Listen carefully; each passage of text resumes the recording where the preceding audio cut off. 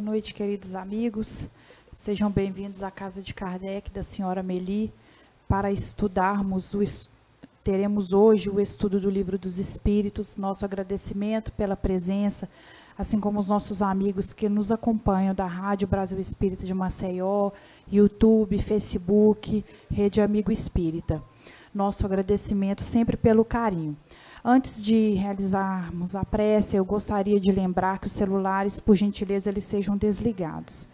E convido a todos, neste momento, a elevar o pensamento e o sentimento para dar início à nossa prece, rogando a Jesus que nos abençoe, agradecendo a Deus pela oportunidade de estarmos aqui hoje, podendo aprender mais um pouquinho, e assim transformarmos a nossa realidade espiritual, a nossa realidade moral. Que esta noite, Mestre Jesus, que seja uma noite de bênçãos, de amparo a todos que adentrarem esta casa, dos dois planos da vida. Que o amor e a luz se faça não só aqui, mas em toda parte. Aos amigos espirituais, nosso agradecimento por estarem sempre conosco, nos inspirando e nos auxiliando. Pai, abençoe a todos, que assim seja. Assim, amigos, vamos dar início à nossa atividade, como eu disse, estudo do Livro dos Espíritos, intitulado Teoria Moral Espírita, com Carlos Alberto, questões 361 a 365. Que tenhamos uma excelente reunião e seja bem-vindo, Beto. Queridas amigas, queridos irmãos, boa noite para todos. Que Jesus nos abençoe para que a nossa atividade de hoje seja produtiva para todos nós.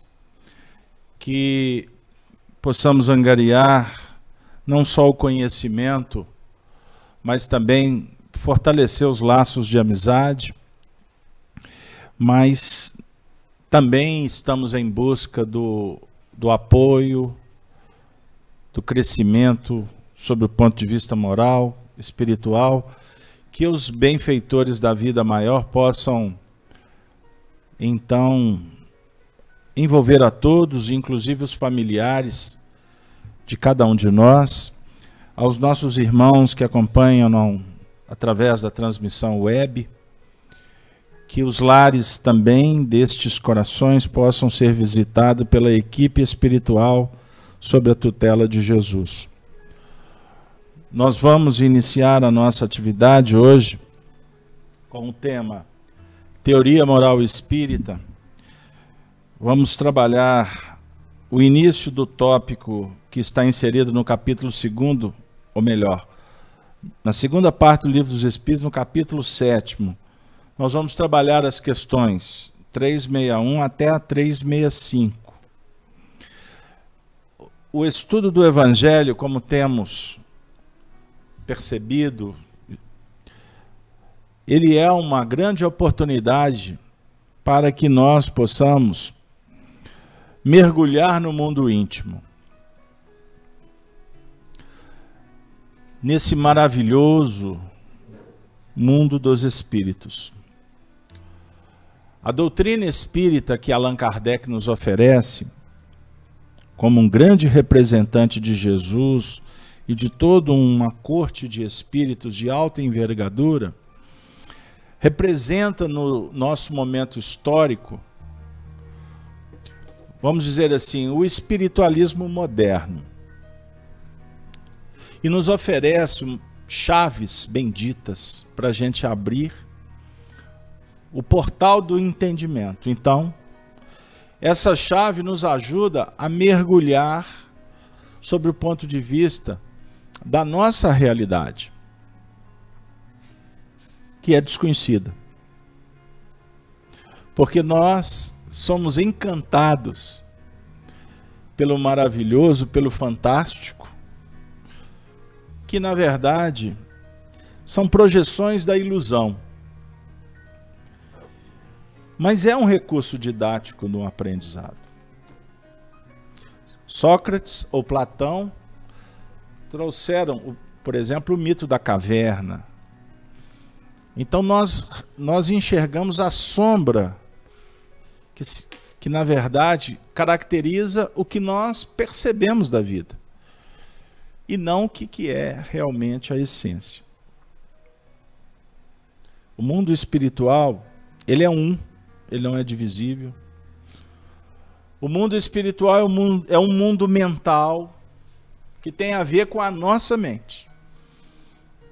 Então, como você concebe a vida vai te oferecer respostas. Então, estar aqui é uma verdadeira aventura. Não é, Denise? Denise gosta da aventura. Uma aventura radical, cheia de surpresa. A cada curva, a cada momento, nós somos desafiados por uma novidade. Então, que a nossa atividade de hoje possa realmente favorecer para que a gente conquiste um pouco mais, para que a gente amplie um tanto mais da nossa consciência. Porque a partir da consciência é que nós vamos adquirindo confiança, segurança, para trabalhar sob o ponto de vista das tarefas que estão à nossa porta. Eis o motivo de estarmos na casa de Kardec nessa noite. Eis o objetivo da nossa reencarnação. O tempo todo, fundamentar o conhecimento através das experiências, da prática. Com isso, eu gostaria de fazer um desafio. Que a aventura do Evangelho possa sempre nos convidar para enamorarmos com as estrelas. Defina a estrela como algo em tese inatingível, mas procure abraçar as estrelas. Defina as estrelas como o inatingível que será atingível, se você quiser. As estrelas, quando nós elencamos ou elegemos como referência, ela fala para nós da imortalidade. E a estrela, em tese, para nós, ela vai permanecer no ponto que nós observamos. Nunca perca o foco, nunca deixe de olhar para elas. Sempre com o intuito, sempre com a meta de um dia abraçar essa estrela. A nossa vida é transitória. Muitas coisas mudam. Seus pensamentos, seus sentimentos, pessoas, lugares, tudo muda. Seu corpo muda, a natureza. Mas a estrela vai permanecer lá naquele pontinho. E a estrela fala para nós de imortalidade. Porque quantos anos tem uma estrela? Qual que é o tamanho da nossa existência na Terra? Não é nada perto de uma histórica estrela. Então nós vamos reencarnar, desencarnar, e a estrela vai permanecer lá naquele ponto. A estrela representa uma maneira da gente unir as experiências. Sempre está vinculado ou trazendo consigo aquilo que foi bom. E um dos desafios do espírito nosso, quando na Terra, humanos, é vencer um dos maiores obstáculos que causam perplexidade, medo, dificuldades, inseguranças. Que por mais que nós teorizemos, estudemos as filosofias, nos dizemos, por exemplo, espiritualistas, existe um enigma, um mistério na nossa frente, que só a estrela vai te ajudar a superar: a morte. A morte para a estrela não existe. A estrela te observa como um ser eterno, imortal. Porque ela não vai ficar identificando aqueles decímetros da sua caminhada, milímetros. Então, para a estrela, você apenas está se movimentando entre, para nós, a vida e a morte. Mas, na verdade, é ir para uma dimensão e voltar para outra. Nesses universos paralelos que nós viajamos entre eles. Olha que legal. A estrela está lá. E você morre, renasce, as pessoas passam, a natureza muda, o clima, certo? Então isso é interessante a gente pensar. Porque a estrela, ela reflete o que você tem de mais belo. O divino. A luz que tem dentro de ti. Essa luz é que reflete a estrela. O papel da estrela, de uma certa forma, é nos emular, estimular para que essa luz que está em nós brilhe. Esse é o papel da estrela. Na Terra, nós temos uma estrela, o Sol, referência, o astro-rei. Sobre o ponto de vista espiritual, nós temos também um astro, a saber, ou a reconhecer, ou a admitir, ou a incorporá-lo. Quem é este astro? Qual é o tipo mais perfeito que Deus nos ofereceu? Jesus, que nos lega o Evangelho. E numa expressão belíssima, poética do Espírito Emmanuel, o Evangelho é o sol da imortalidade. Olha que beleza. Então essa luz interior, quando ela irradia, ela se chama imortalidade. Não dá para abrir mão. Por mais que você, eu, nós não compreendamos este fenômeno, e quando eu falo compreender, não é só no sentido de ter informação, porque informação todos temos. A prisca teologia que veio ao planeta Terra, lá no período do Egito com Hermes Trismegisto, que trouxe um dos princípios mais espetaculares da filosofia,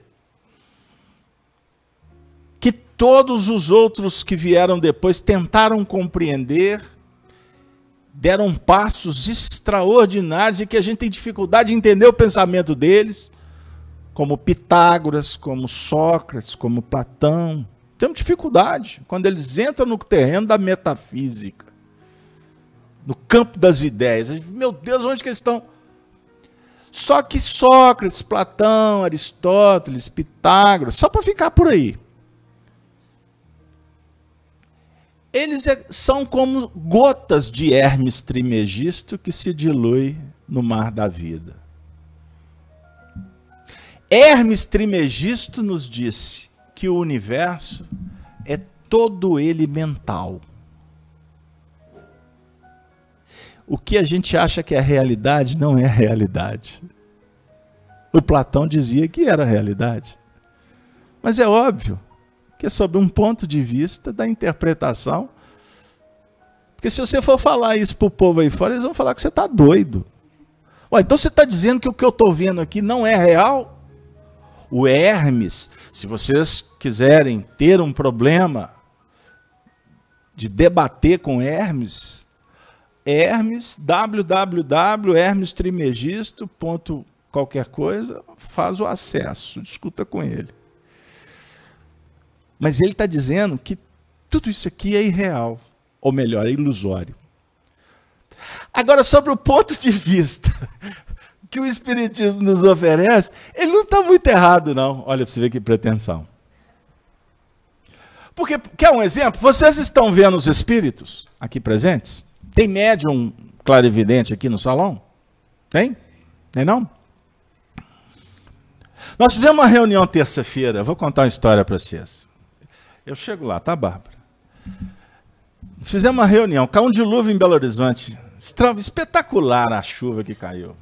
Inundou tudo. E é natural, porque quando respinga o povo já não vem, no dilúvio não vem ninguém. Aí estávamos aqui, foi muito legal. A casa estava só os tarefeiros praticamente, né? Dos frequentadores, algum ou outro, não foi? Aí, naturalmente, os passes vão ficar dando passe em espírito, não tem isso. Aí passou um pouquinho, está todo mundo reunido aqui, fizemos uma reunião. Aí no dia seguinte, foi um tal de médium me telefonar, hoje até apareceu uma aí, chegou.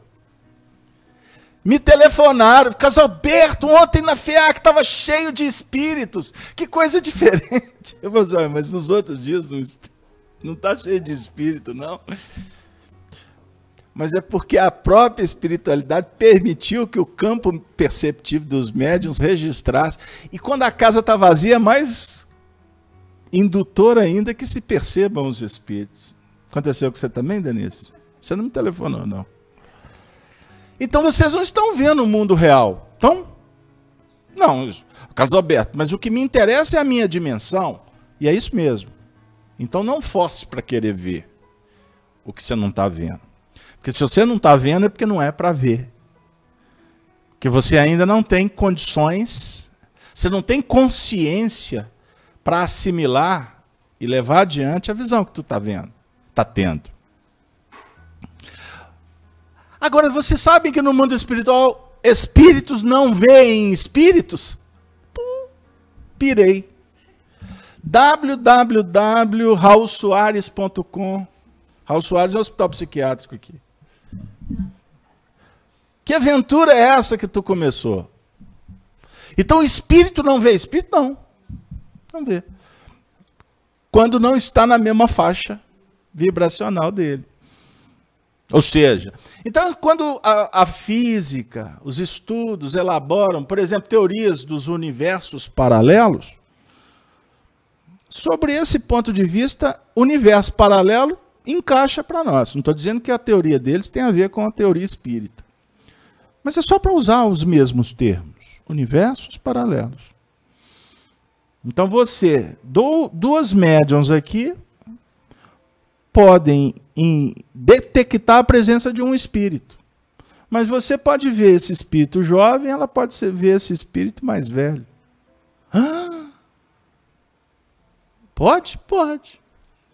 Você pode perceber o estado mental do espírito. Ele mais jovial, ele mais ancião. Por que não? O espírito modela o corpo, ele se apresenta como ele quer. Sabe aquela história que o vovô apareceu para mim, engraçado, com aquele mesmo terninho que ele foi enterrado? O espírito pode, ele quer se apresentar assim. Como ele está se apresentando normalmente, mas você recorda do terninho que ele foi enterrado. Foi a última cena. Então, você identifica o espírito pela sua percepção, mas na hora de decodificar essa imagem, será feito de acordo com os elementos que você tem na sua memória.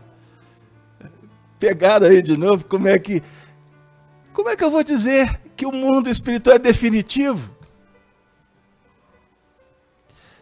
Ele é particionado, tem muitos lugares, tem muitos... Porque, na verdade, a nossa performance de interpretação, de compreensão, é que ainda é muito acanhada. Por isso é que você não diga que você sabe. O filósofo jamais afirma. Ele sempre vai estar dizendo, sei que nada sei. Aí alguém fala, não, mas eu sei. Então de filosofia não tem nada. Porque o que você está afirmando que é, pode não ser. Existem os fatos, dados, e nós lidamos com algoritmos, internet, a matemática, o mundo materialista que se sustenta no poder do cálculo, não é? Dos valores amoedados, aritméticos, geométricos, como queira. É o mundo material. Você vai discutir que 1 mais 1 não é 2? Não, 1 mais 1 é 2. Isso sobre o ponto de vista do mundo da Terra. Se você for esmiuçar demais filosofias primitivas, se você for lá no Egito Antigo, Alguém pode teorizar e pode te convencer que 1 mais 1 não necessariamente é 2. Porque o 1 pode ter uma dimensão positiva, o outro 1 pode ser uma projeção negativa. Aí você vai viajando na maionese. A definir o seguinte: o que para você já é fato real, verdade, dentro desse mundo objetivo da matéria, não significa que você tem que desprezar. Pelo contrário, nós somos regidos por 1 mais 1 é 2. Ponto. Isso é indiscutível. Mas não se escravize na visão que tu tem, nos valores que estão sobre a mesa. Aliás, é interessante que você sempre coloque na mesa os seus valores e faça a seguinte pergunta: eu domino ou sou dominado por eles? Se for dominado por estes valores, significa que você é escravo. E na maioria das vezes somos escravos das nossas ilusões. Defina a estrela como meta. E a estrela não é inatingível. É possível você até se tornar uma estrela. Você se aproxima, toca a estrela e daqui a pouco você e a estrela se integram. Você vai conseguir isso quando você se integrar com a própria natureza. Caso aberto, esse estudo seu está muito maluco. Vamos estudar o Livro dos Espíritos, porque o pessoal está querendo saber da teoria moral. E eu vou convidar a minha querida amiga Bárbara, que disse hoje mais cedo que estava fazendo alguns exercícios sob a orientação de uma fonoaudióloga, porque ela iria fazer a leitura do Livro dos Espíritos hoje para nós. Então eu vou pedir que a Bárbara faça a leitura para nós pausadamente da questão 361 a 365. Ok, Bárbara? Vamos lá. Boa noite. Leitura então do Livro dos Espíritos, questão 361 a 365. 361. Qual a origem das qualidades morais, boas ou más, do homem? São as do espírito nele encarnado. Quanto mais puro é o espírito, mais o homem é propenso ao bem. 361A.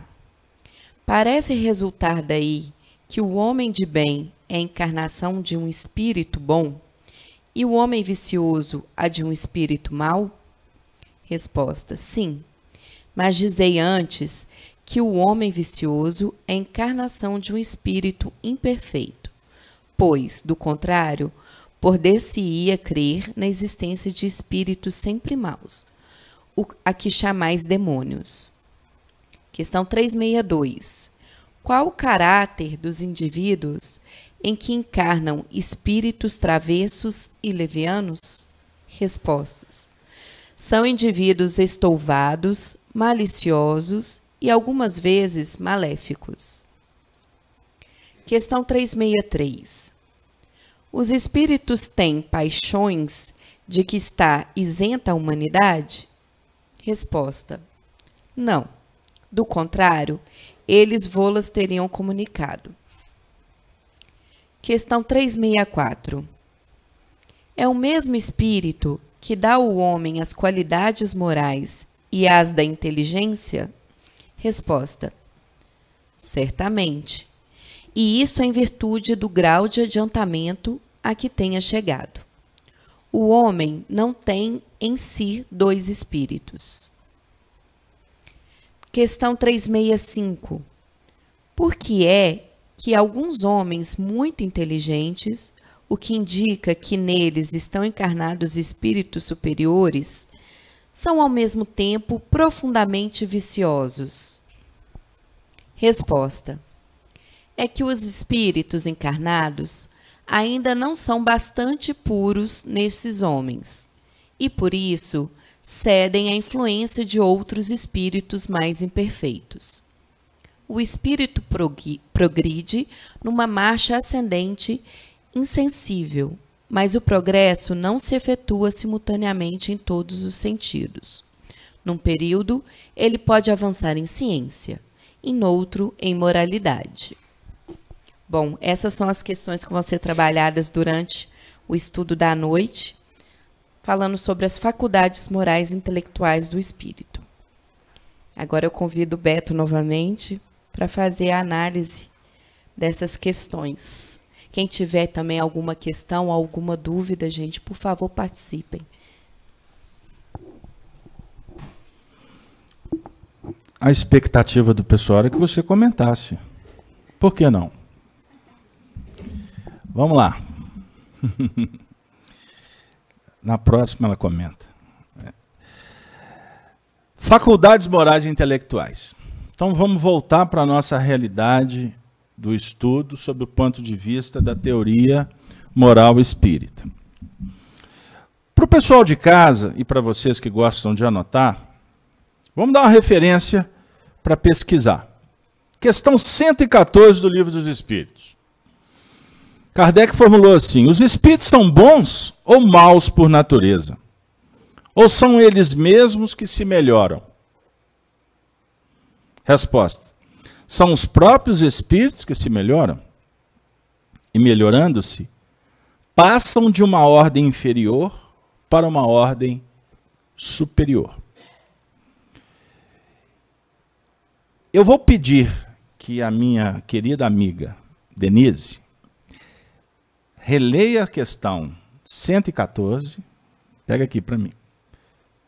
Ela vai reler com calma, vocês vão prestar atenção e depois você vai comentar. Essa questão está dentro da progressão dos espíritos, lição 114. Os espíritos são bons ou maus por natureza? Ou são eles mesmos que se melhoram? Resposta: são os próprios espíritos que se melhoram e, melhorando-se, passam de uma ordem inferior para uma ordem superior.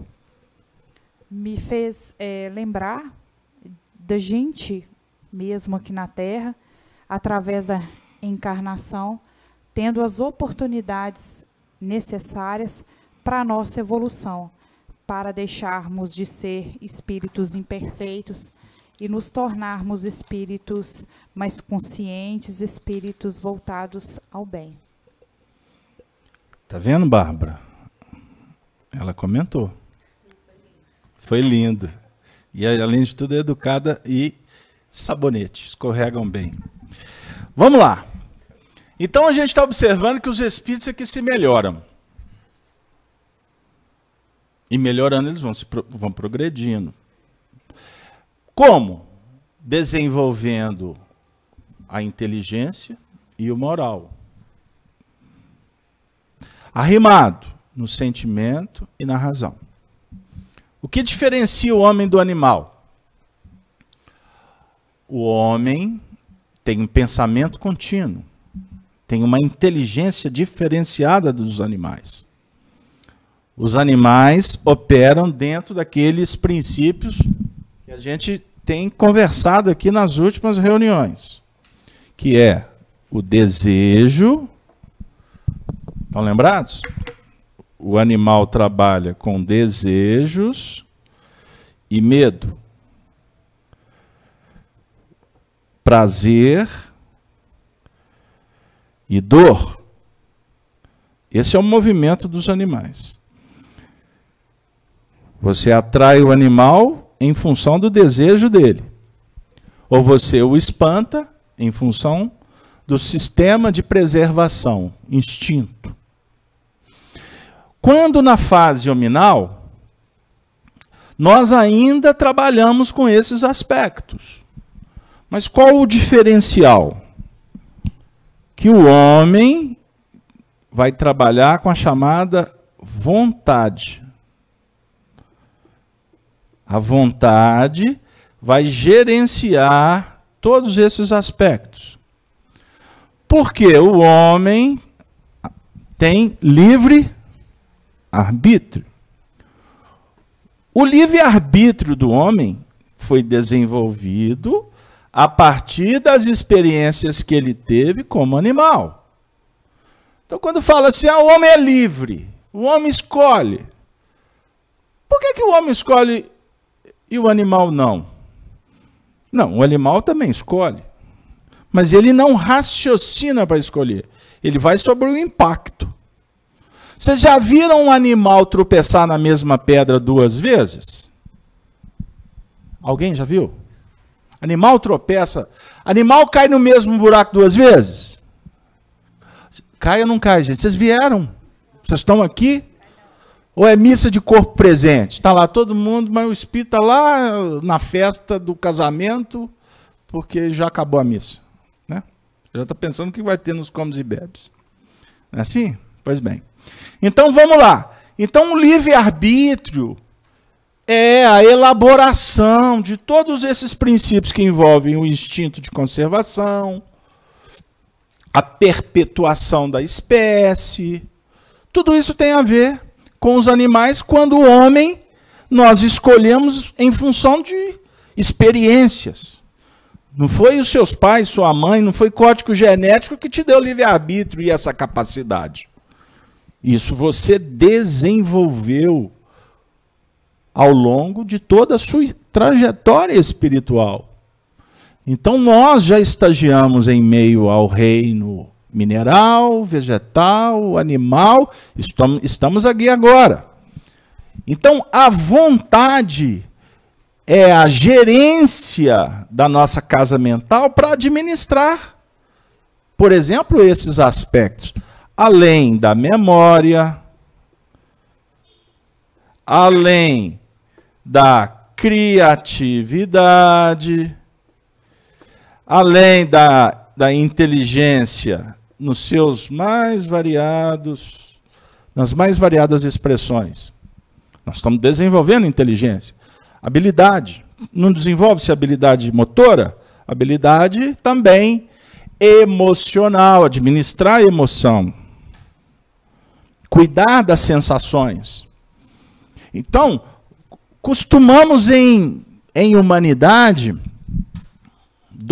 já dotados de racionalidade, nos movimentarmos muito mais presos aos aspectos que nos assemelham aos animais, que estão numa gradação inferior à nossa, do que nos coloca num plano mais evoluído, em que a vontade vai administrar tudo isso para nos levar a uma condição crística. Ou seja, Jesus é o modelo para que nós busquemos inspiração e atuar com a nossa vontade, com o livre-arbítrio que vai administrar essa casa mental. É difícil? Não.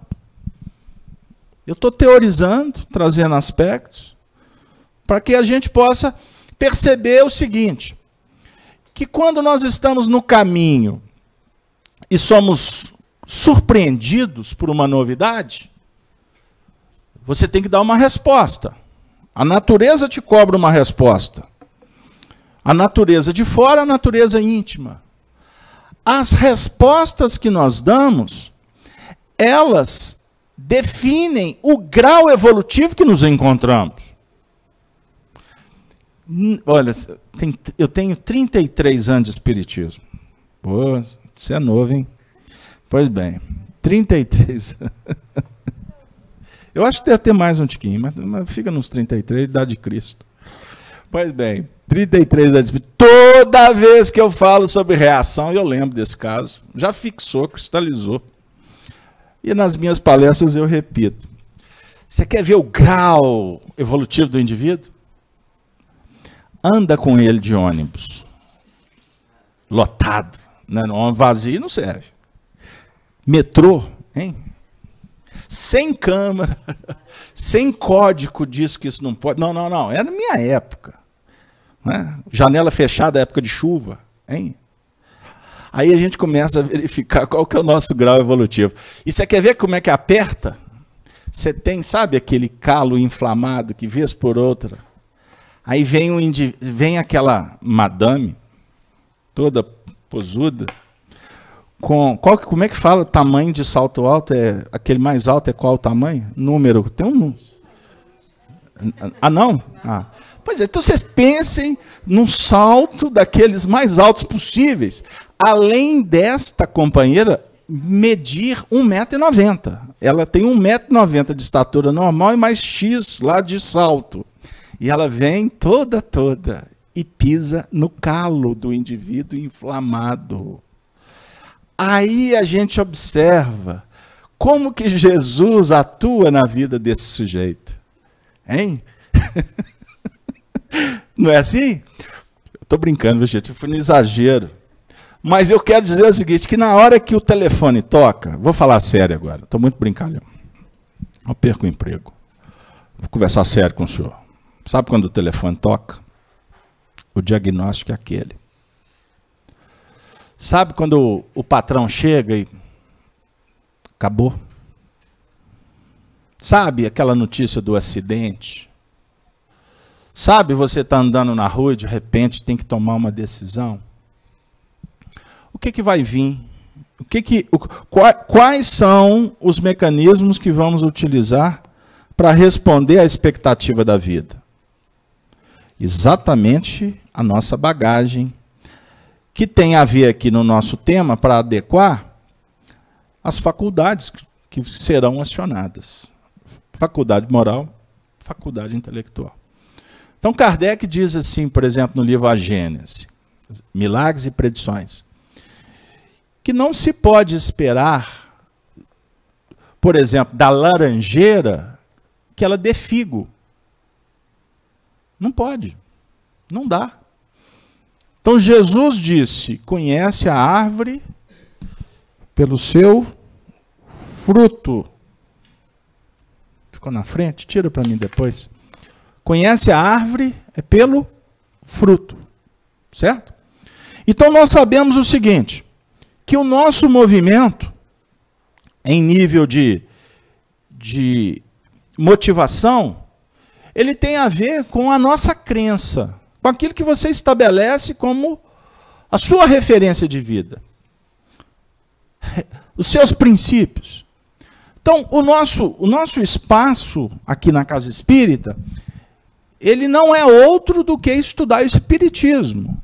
Então, eu não venho aqui falar de física, porque eu nem competência tenho, pedagogia, não venho aqui falar de política, não venho falar aqui de esporte, porque senão eu vou estar modificando o objetivo, certo?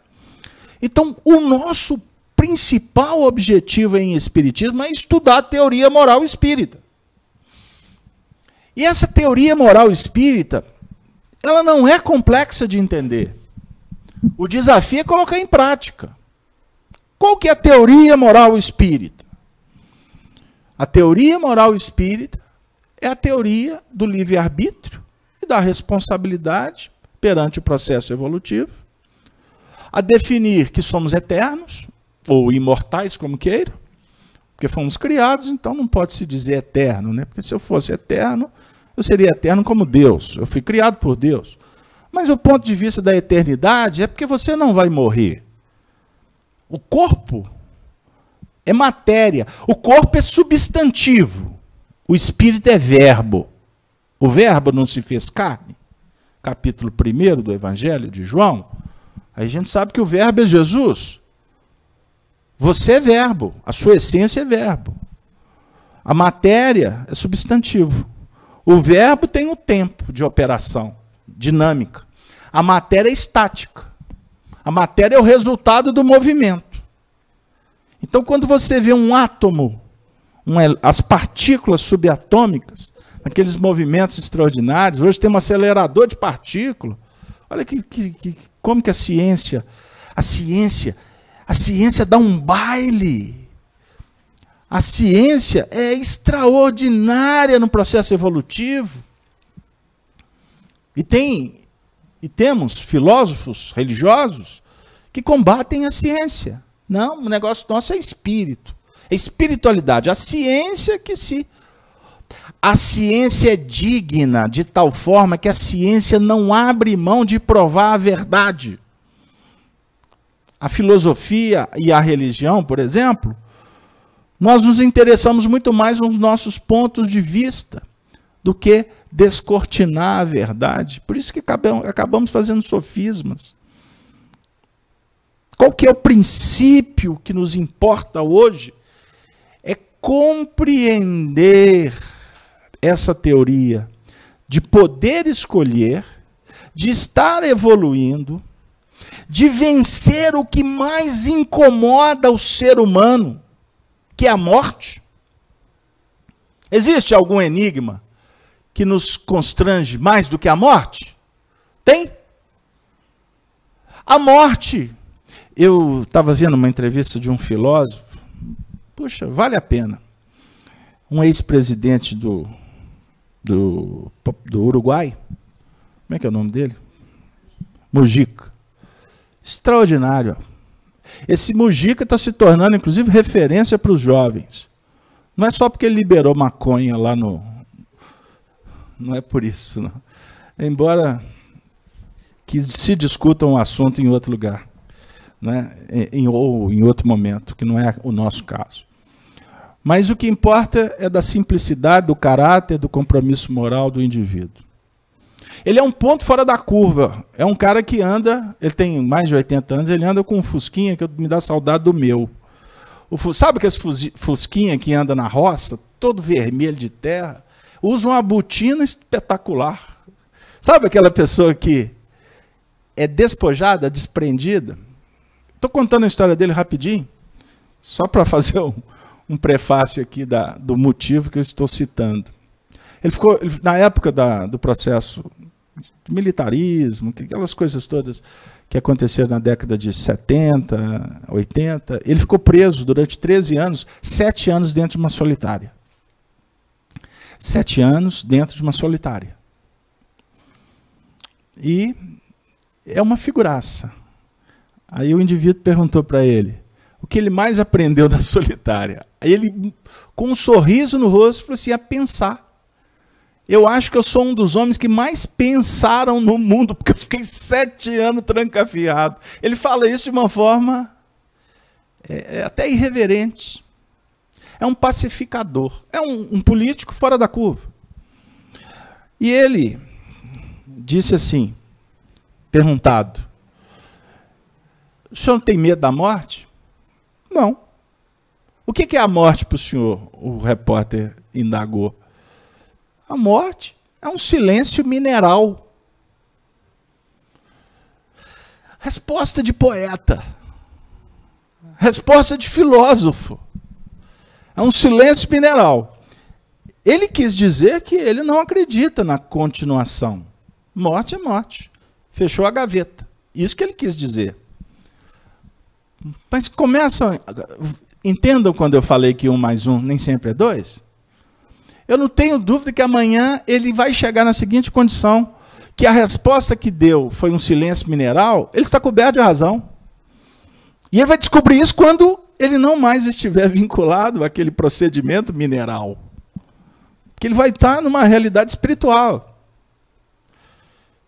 Então, isso para nós não tem preço. Não tem nada nesse mundo que seja mais valioso do que a doutrina da imortalidade da alma. Todas as tradições antigas, todas as religiões conhecidas no nosso tempo, todas as religiões são imortalistas, todas. Todas acreditam que depois há de virar alguma coisa. Porque isso é inato dos seres. Eu falei da metáfora da estrela. Não abra mão dessa metáfora. Por quê?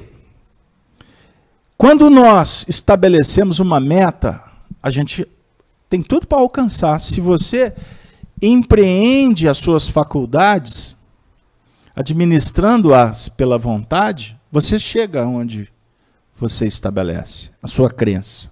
Você chega.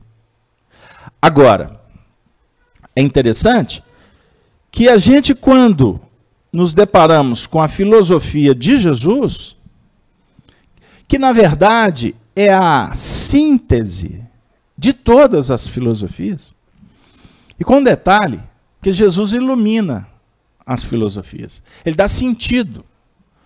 Porque em todas as filosofias antigas, a filosofia em si, na essência, ela propõe que o homem se realize na prática do bem. Filosofias. Não estou falando da filosofia do materialismo, que tem as suas teorias próprias. Não é? As teorias do materialismo vão se pautar na sensação, vão se pautar no prazer. O prazer que fomenta a ilusão. Então, em busca do prazer, eu posso tudo. Posso. Eu posso ultrapassar limites. Porque o que vale é o prazer. Que se dane o outro. Competição. Então, são teorias que dizem assim, vale enquanto pesa. Já escutaram isso? Vale enquanto pesa. Pesa o quê?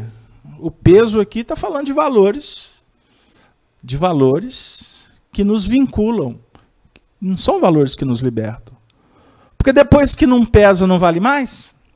Não. No nosso caso, nós podemos dizer que vamos fazer um contraditório com essa teoria. Vale é quando deixar de pesar. Não é assim que a turma os nutricionistas vão falar para você?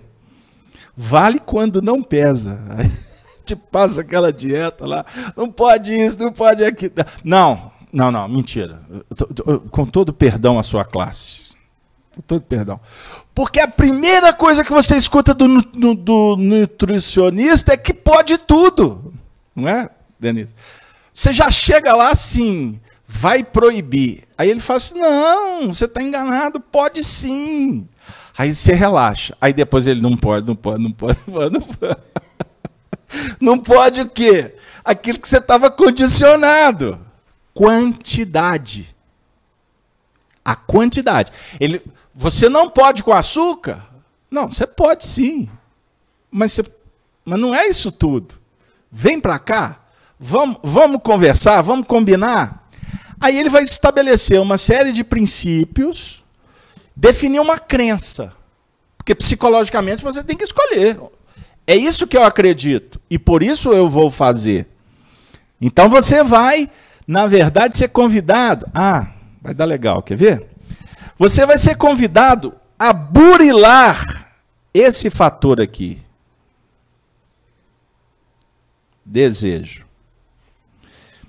Na filosofia antiga, por exemplo, na hindu, nós vamos encontrar um conceito muito interessante, que a evolução é a sublimação do desejo.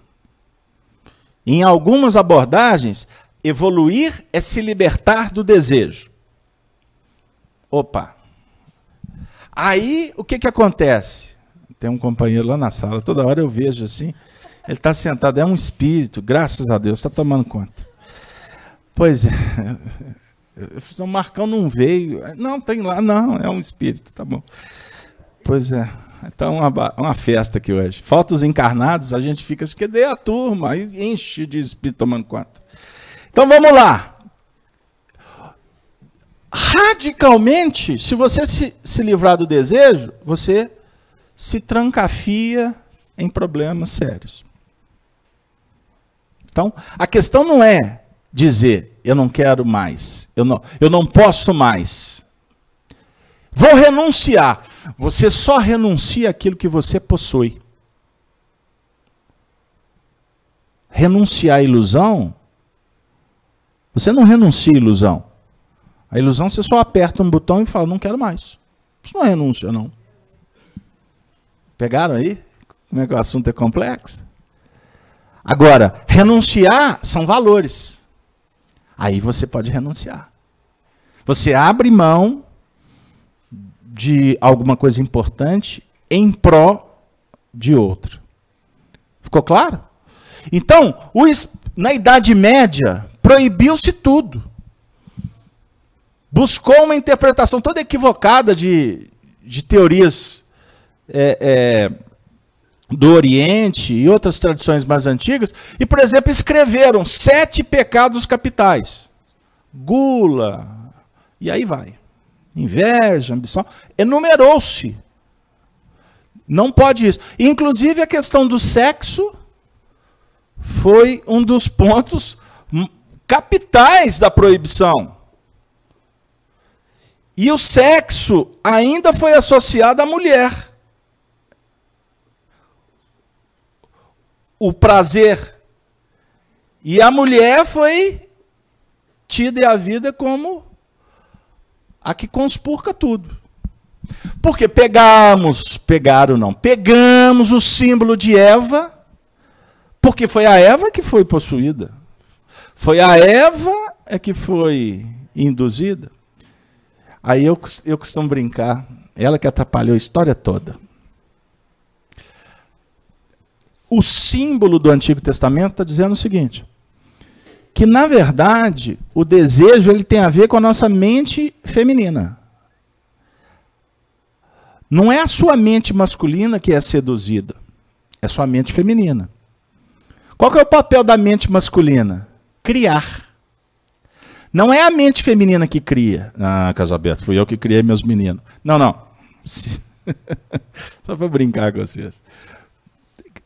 Eu não estou falando de gênero, de opções, de orientações. Não estou falando do sexo sob o ponto de vista biológico. Ok? Veículo de manifestações. Não. Eu estou falando dos princípios ativos da sua mente.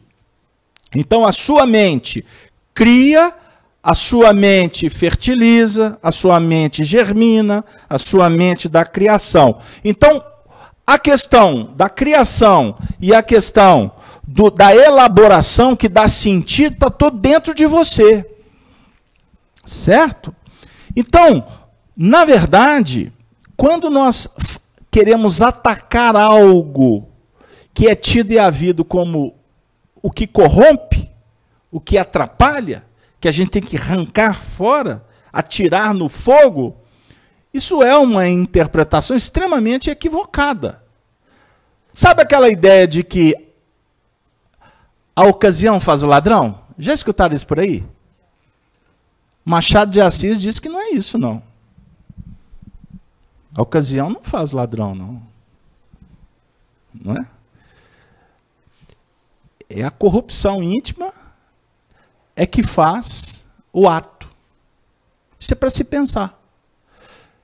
O indivíduo adquire poder. Porque ele adquiriu poder significa que ele vai ser corrupto? Que ele vai ser desonesto? Não.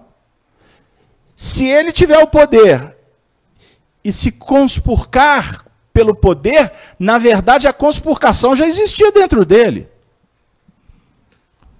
Fechou comigo? Deu aí? Tem pessoas que são mal sucedidas em alguns campos e querem o poder para se realizar psicologicamente, em detrimento do outro.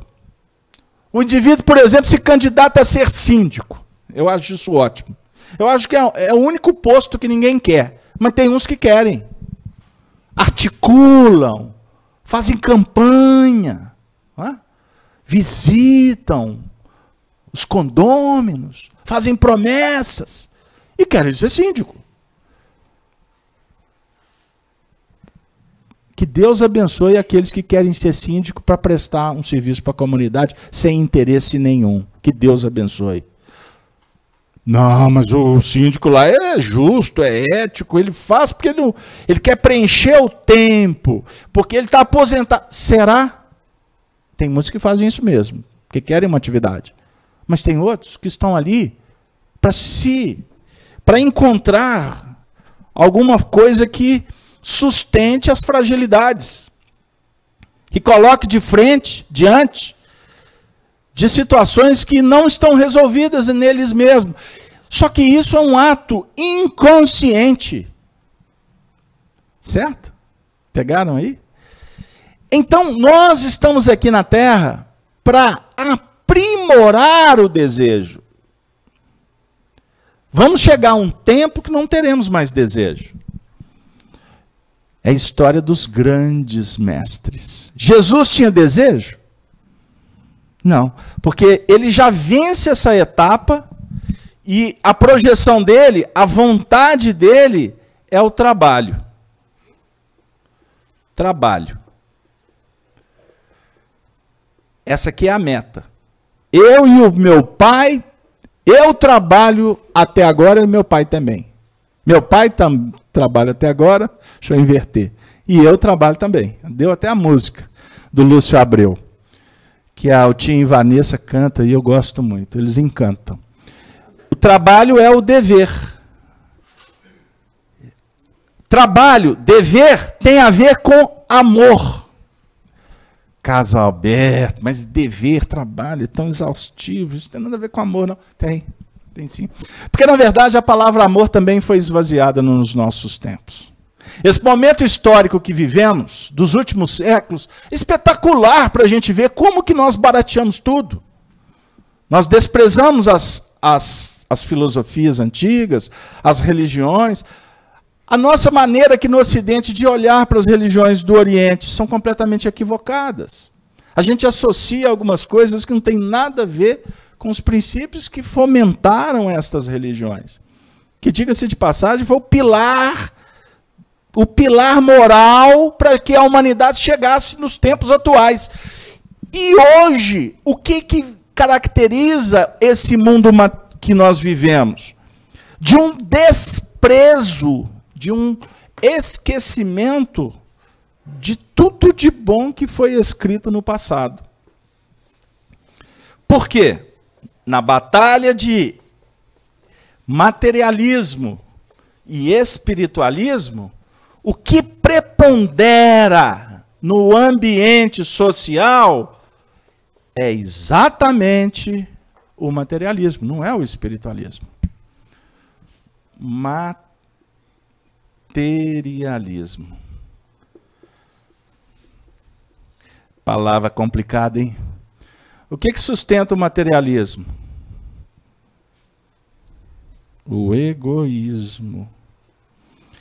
O egoísmo é a teoria da separatividade, segregação, preconceito. O que vale é o prazer de me dar bem, certo? Prazer, repito, tem a ver com sensório. Se você for para a maior parte das universidades desse nosso país, o que impera é essa teoria, que dá sustentação para a chamada ciência. Seja ela exata ou humana, como queira. Só para fazer de uma forma didática. Eu escutei de um médico hoje um comentário muito legal.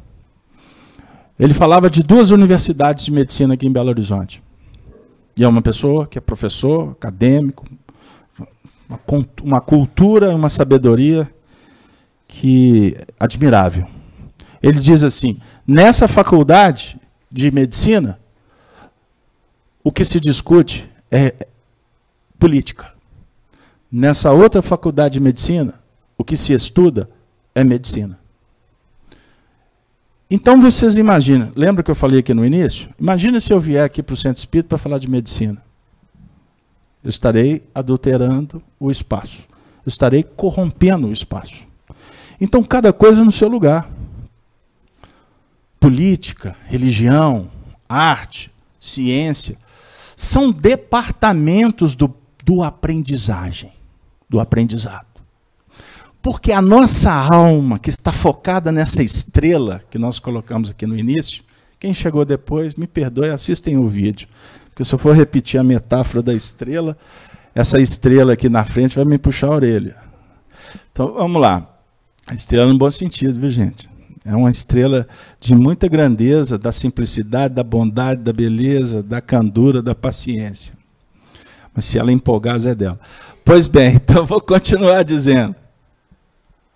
Quando a gente elege uma estrela de referência, essa estrela está na verdade, refletindo o que nós ansiamos.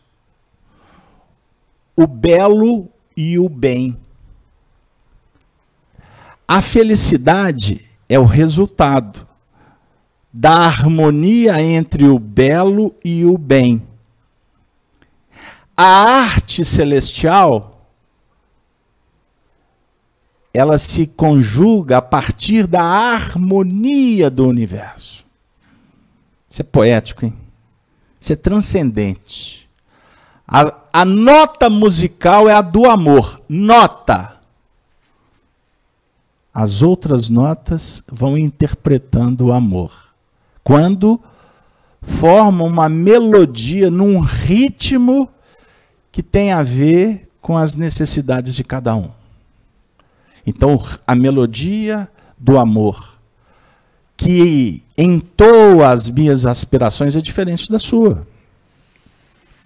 Bem-aventurado quem está nessa frequência, buscando essa orquestração.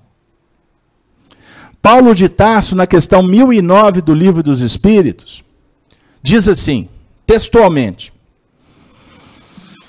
gravitar em torno da unidade divina é o objetivo da humanidade.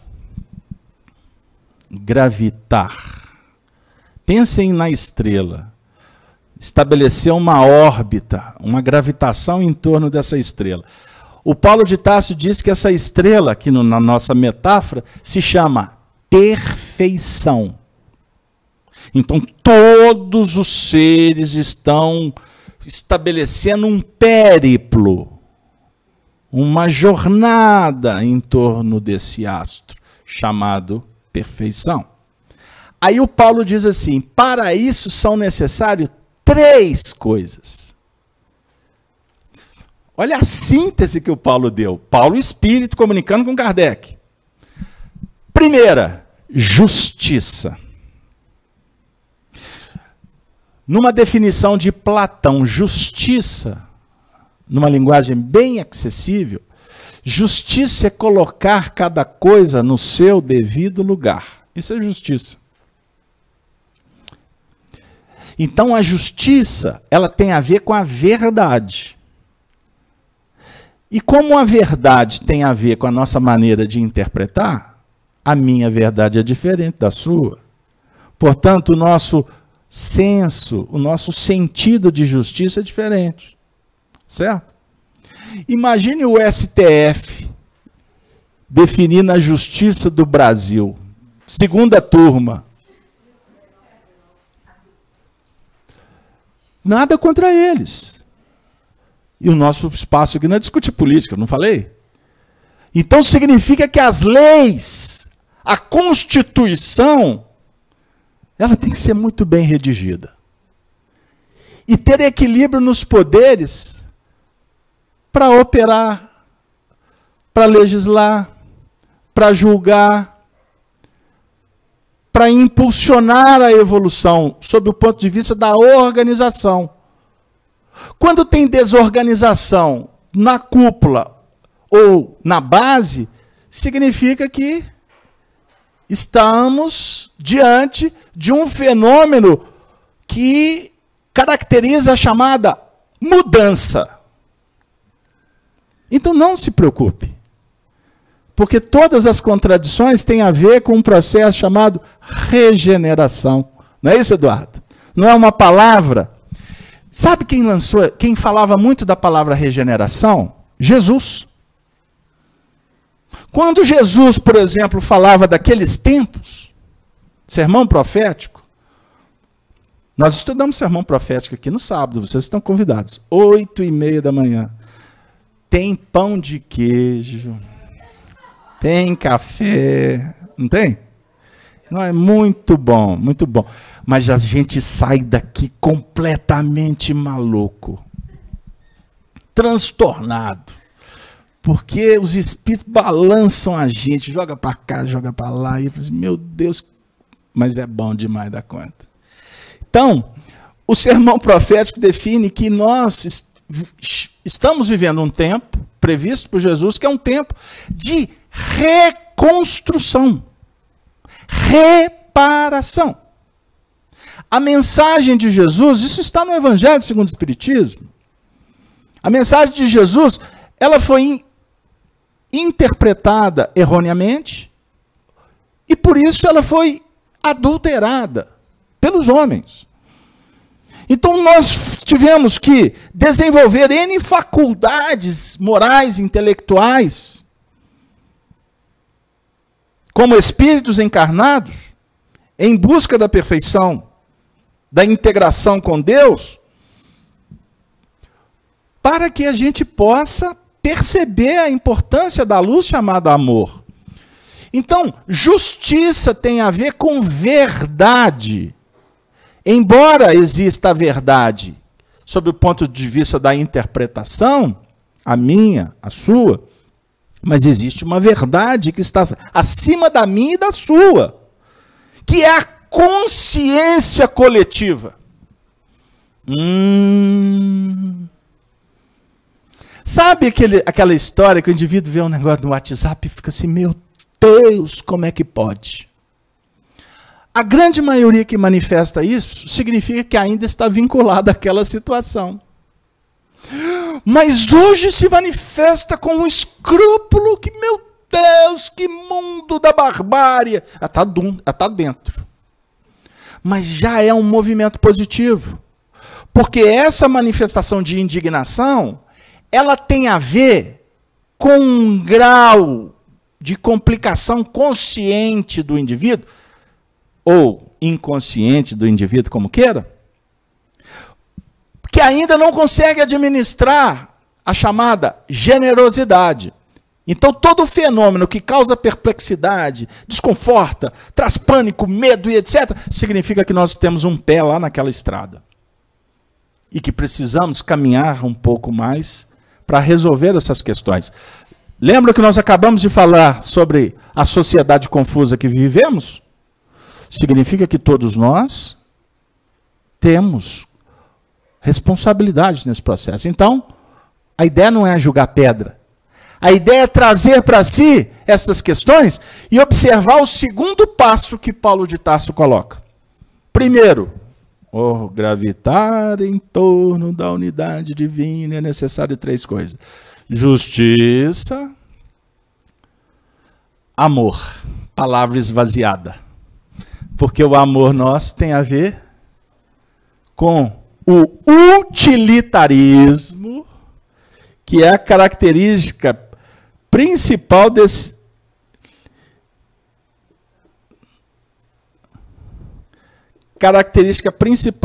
desses processos que envolvem o mundo materialista. Vale enquanto me interessa. Fiz-me claro. Lembram que eu falei da estrela? A estrela, então, vamos usar aqui. Podia encontrar outra cor para nós. A estrela representa, então, o espírito. Todas as vezes que nós operacionalizamos nestes princípios, nós estamos, na verdade, sendo injustos com a causa que realmente tem a ver conosco. Necessário justiça, amor. Você pode dizer aqui na Terra que você ama verdadeiramente? Que o seu amor é pleno? Alguém pode dizer aqui? Casalberto, eu amo meu filho. Aham. Nossa, eu arrumei confusão. Com a mãe não pode. Ô filho, você ama a sua mãe? Agora olha que beleza, aos casais. E aí? Alma gêmea, Carlos Alberto. Tá bom. Você quer ver qual que é o grau de amor? Você está disposto a abrir mão de tudo por conta desse compromisso? Você ama suficientemente para abrir mão em qualquer condição do seu interesse em favor do outro? Essa é a pergunta. Então, o nosso amor, que é sentimento também, ele é muito mais focado nos princípios que estabelecem o nosso interesse pessoal. É o que nós vamos encontrar nessas todas essas questões que a Bárbara leu e que semana que vem eu vou destrinchar uma por uma sem pressa. Porque mais à frente aqui nós vamos, por exemplo, no capítulo que trata das leis, nas leis morais, a perfeição moral, a questão 893, Kardec pergunta assim: qual a mais meritória de todas as virtudes? O amor, na verdade, é o resultado de virtudes também. Qual a mais meritória de todas as virtudes? Querem arriscar? Respondem aí para os espíritos que estão com vocês. Resposta dos espíritos: todas as virtudes têm seu mérito, porque todas são sinais de progresso no caminho do bem. A virtude, sempre que há resistência voluntária ao arrastamento dos maus pendores. Então a virtude tem a ver com controlar para não ser arrastado para o mau pendor. Ficou claro? Mas a sublimidade da virtude, apertem o cinto. Elza, senta direito. Ajusta. Eu vou acelerar essa nave. Preparem, vai dar um arranco. Quer ver? Ó? Vou ligar o trem-bala. Hein? A mais meritória. Mas a sublimidade da virtude consiste no sacrifício do interesse pessoal pelo bem do próximo. Agora que complicou tudo, termina a reunião. Sem segundas intenções. Então aqui, olha, sacrifício do interesse pessoal pelo bem do próximo. Mas sem qualquer interesse pessoal. Ah, mas depois, né? Não tem segunda intenção. Sacrifica pelo amor. O texto continua dizendo: a mais meritória é a que se baseia na mais desinteressada caridade. Ou seja, que se baseia na essência da caridade. Aí, só para título da turma que gosta de anotar, questão 886 do Livro dos Espíritos. Qual a definição que se pode se dar da caridade? É o BIP. Lembra do BIP? Pip, pip, pip. Médico usava? Os meninos não sabem, não. Alguém aqui já foi esposa de médico ou de médica? De madrugada? Ô, Eduardo, já escutou BIP lá na sua casa, Eduardo? Plantão médico. Pip, pip, pip. Nossa Senhora. Então, o BIP é a definição da caridade. Olha que espetacular. Eu escutei isso do Marival Veloso, ex-presidente da União Espírita Mineira, um grande amigo nosso lá do GEAL, lá do Sagrada Família. O Marival que falava sobre a caridade, ele falava sobre o BIP. E é espetacular, porque o BIP, quando chama o médico vai atender de uma forma desinteressada. Não é assim? Eu acredito que é, porque o médico é um apóstolo. O médico, por excelência, numa definição do Dr. Bezerra de Menezes no seu discurso de posse, ele escreveu um artigo e falou assim, que o médico é um apóstolo do Senhor. Não tem hora, não escolhe lugar e muito menos quem que ele vai atender. Não é? Ele não se preocupa com a... Olha que espetacular, doutor Bezerra. Hein? Não se preocupa. Tem convênio? Qual convênio?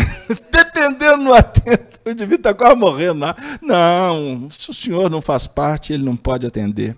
Já não atende mais convênio, porque paga pouco.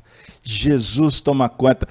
A mais desinteressada caridade. Oh, gente, eu sou apaixonado. Graças a Deus existem os médicos E a outra profissão sacerdotal qual é?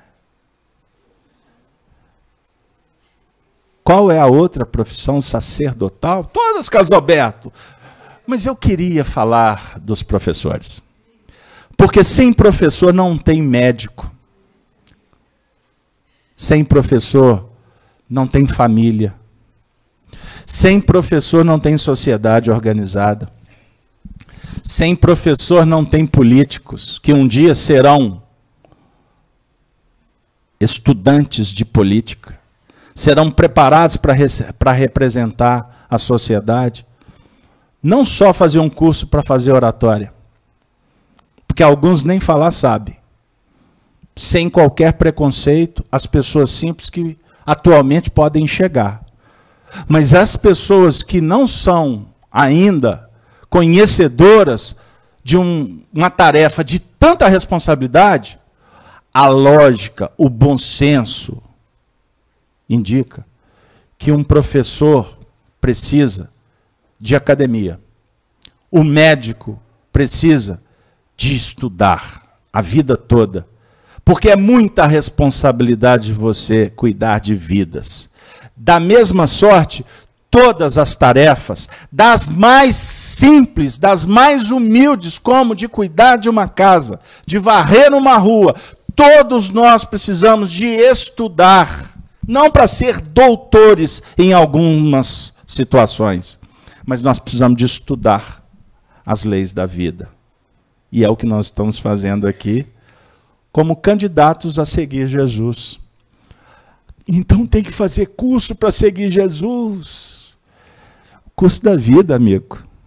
Porque sem conhecimento, sem condições de identificar o que é o belo, o que é o justo, a gente não vai gravitar em torno da unidade divina, porque o terceiro elemento que eu acabei não falando é a ciência. Justiça, amor e ciência. E aqui para nós fica como a ciência do bem viver.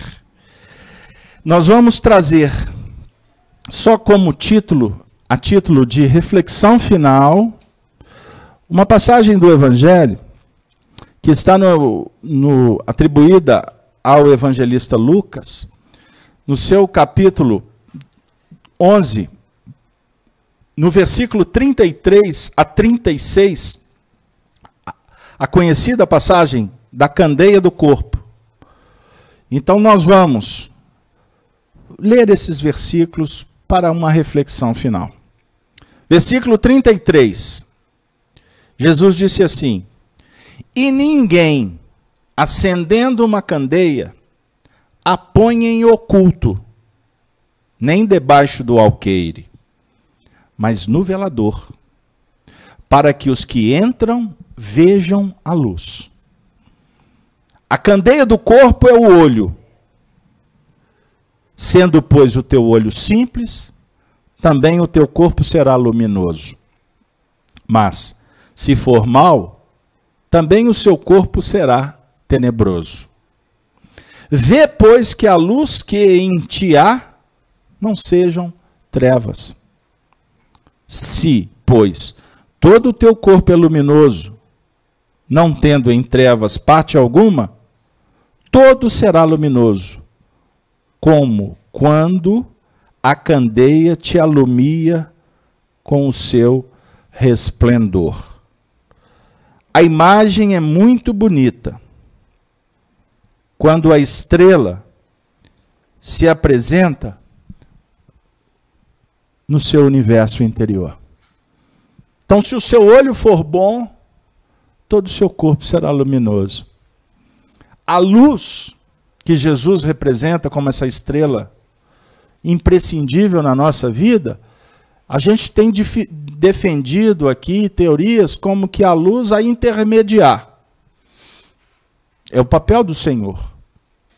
Você pode ter uma visão qualificada, tudo funcionando perfeitamente. O horizonte está à sua frente. Montanhas, rios, mares, a natureza no seu sentido esplendoroso. Mas se ficar à noite, o sol se recolher, nós não vamos ter oportunidade de ver mais além. O papel de Jesus a definir para nós a necessidade de desenvolver o conhecimento, as aptidões, é desenvolver uma lente que nos possibilite ver a beleza da vida. Jesus é o pão que desce do céu para nos alimentar. A definir que ele nos coloca diante das oportunidades, mas que nós é que temos o papel de agarrá-las. Existe no mundo antigo uma imagem muito explorada, que ela fala por si. Vocês já observaram como que uma gata cuida de um filhote, de um gatinho? Como que ela o transporta? Ela o transporta com a sua própria boca. Ela trava na região acima do pescoço e transporta o seu filhote. Não é assim? A outra imagem, vocês sabem como que uma macaca transporta um macaquinho? O macaquinho é que se agarra ao pescoço da sua mãe. Porque se ele não se agarrar, a macaca vai deixar ele pelo caminho. Obviamente que é uma metáfora. Nós, quando vamos nos depreendendo com essa teoria espírita, a teoria moral espírita, a gente vai percebendo quanto a vida está nos convidando para assumirmos responsabilidades sem terceirizar. Porque a cada experiência se amplia a consciência, se adquire confiança e a fé se robustece. Não pense, não queira que as coisas venham prontas. Os benfeitores, como num dia que caracteriza o nosso encontro, às quintas-feiras, eles costumam, na noite anterior, na hora que tu for dormir, eles batem lá na sua casa, não é? Você está se recolhendo, aí de repente passa uma imagem. Hoje é quarta-feira. Ah, amanhã é quinta. Amanhã tem reunião na FEA. Livro dos Espíritos. Aí alguns até empolgam e fazem o que deveria ser talvez uma tática para todos. Vão lá na cabeceira e pegam o Livro dos Espíritos. Qual é a questão que o Casalberto está trabalhando mesmo? Aí dá uma folheada. Aí agora eu estou com sono, vou descansar. Dorme. Quantas vezes que os Espíritos levam a vocês, a todos nós, para assistir uma reunião como essa, no mundo espiritual? Aí você levanta na quinta-feira cedo, você olha, à noite tem reunião. O seu campo mental está sendo preparado. Aí você chega na casa com todo o esforço, cansado, trabalhou. Não é fácil ficar tanto tempo ouvindo, a didática nem sempre ajuda.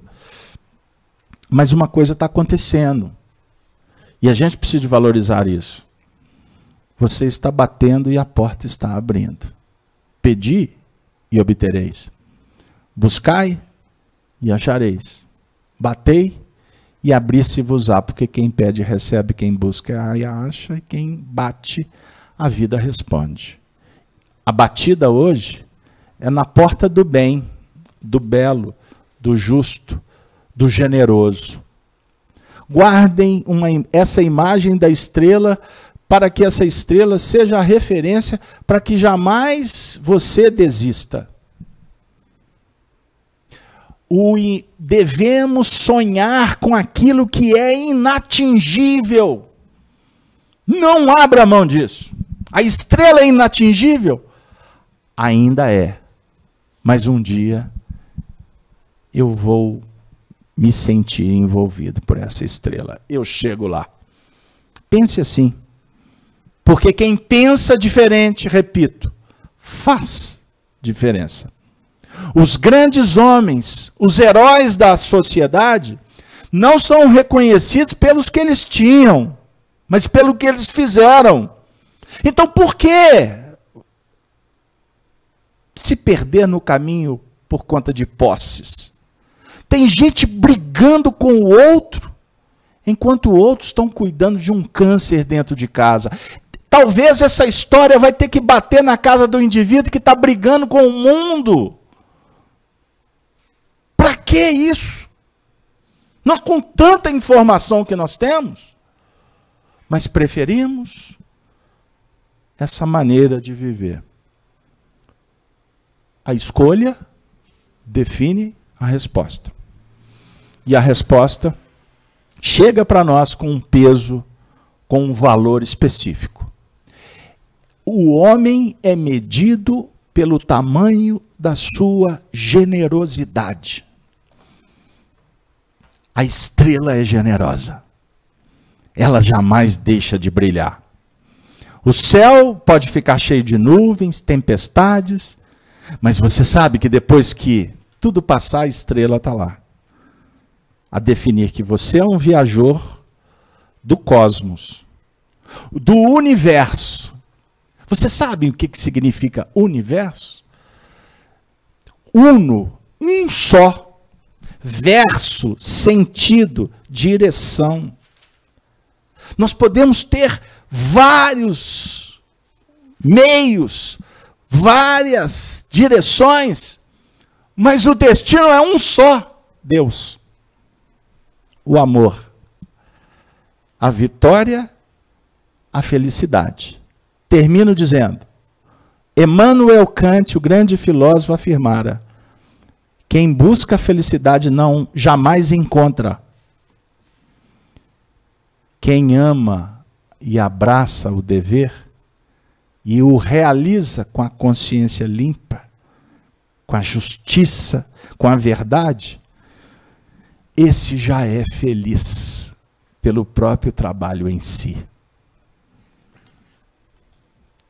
Que os seus olhos sejam puros, limpos, para que todo o corpo, para que toda a estrutura, para que toda a sua vida seja sempre um grande polo de luz.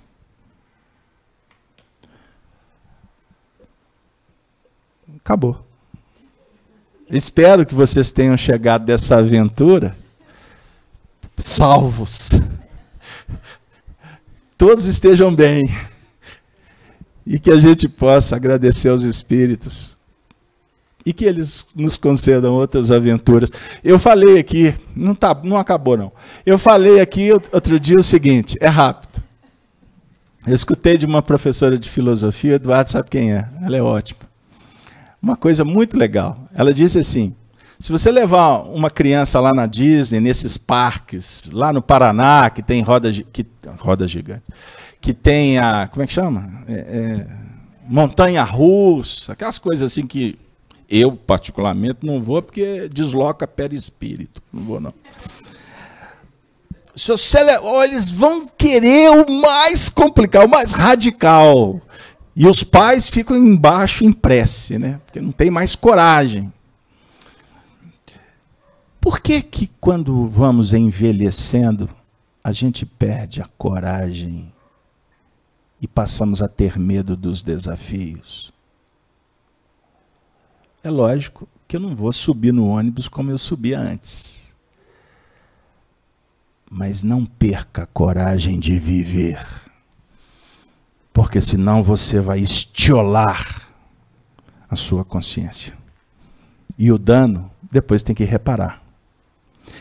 Quando se fala em espiritualidade, as pessoas acham que é contemplação, zen, aquela coisa passiva. Espiritualidade é coragem, é trabalho, é devoção, é vida, é pulsação. Independente da sua idade, bom senso faz parte.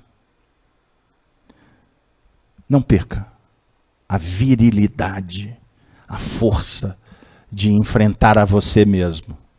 Dialogue, descubra, conheça, domina e transforma a ti mesmo. Realiza a vida em ti mesmo. Eu agradeço a todos, boa noite, desculpe ter me estendido. E para encerrar, Denise, podemos pedir que Raquel faça a prece por nós? O que você acha? Ela que é a chefa, eu só dei a sugestão, pode ser? Então, Raquelzinha, fica aqui, pode ser em pezinho aqui, ó, a Bárbara te passa o microfone, você faz a prece final, vocês estão convidados para as transmissões durante a semana, como eu disse, sexta, sábado temos o Apocalipse, e eu peço aos amigos da Rede Amigo Espírita, e que estão nos acompanhando, da FEAC, que se inscrevam no canal YouTube da Rede Amigo Espírita. Estamos atingindo 310 mil inscritos. Vamos caminhando para 1 milhão. E se inscrevam. Aí nós estamos pedindo para cuidar também do nenenzinho muito carente, muito sofrido, muito pobrezinho. Estou brincando. Que é o nosso canal Gênese, que nós estamos devagarzinho. Tem 2, 3 meses que nós estamos investindo. Estamos chegando aí perto de 1000 inscritos. Se inscrevam, espalhem o bem. Compartilhe só o bem. É a dica. Raquel, prece final por nós. Muito obrigado. Deus, nosso Pai, Jesus, nosso Mestre, Maria Santíssima, toda a espiritualidade amiga aqui presente, nós agradecemos por essa oportunidade de estarmos aqui reunidos para recebermos o pão espiritual, nos dando a coragem de enfrentarmos os desafios da nossa vida e enxergarmos como sublimes oportunidades de crescimento.